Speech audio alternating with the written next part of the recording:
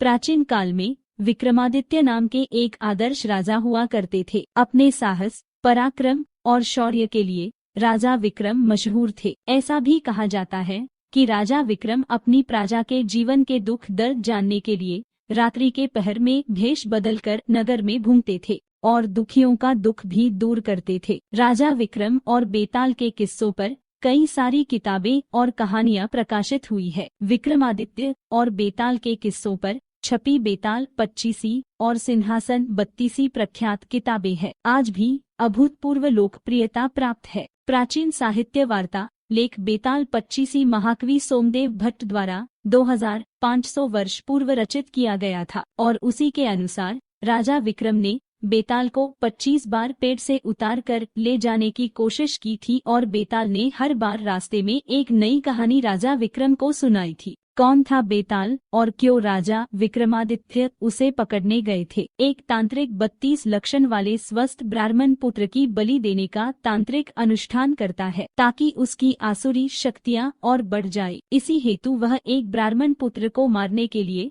उसके पीछे पड़ता है, परंतु वह ब्राह्मण पुत्र भागकर जंगल में चला जाता है और वहां उसे एक प्रेत मिलता है जो ब्राह्मण पुत्र को उस तांत्रिक से बचने के लिए शक्तियां देता है और वही प्रेत रूप में पेड़ पर उल्टा लटक जाने को कहता है और यह भी कहता है कि जब तक वह उस पेड़ पर रहेगा तब तक वह तांत्रिक उसे मार नहीं पाएगा। वही ब्राह्मण पुत्र बेताल होता है। कपटी तांत्रिक एक भिक्षुक योगी का स्वांग रचता है और राजा विक्रम के पराक्रम और शौर्य गाथाओं को सुनकर अपना काम निकलवा लेने का जाल बिछाता है और राजा विक्रम को यात्रा के दौरान प्रतिदिन एक स्वादिष्ट फल भेंट भेजता है जिसके अंदर एक कीमती रत्न रूबी होता है। इस भेद का पता लगाने राजा विक्रम उस भिक्षुक की खोज करते हैं। अंततः राजा विक्रम उसे खोज लेते हैं। 3 दिन एक चुनकी उस ढोंगी भिक्षुक में स्वयं बेताल को लाने की शक्ति नहीं होती, इसलिए वह स्वांग रचकर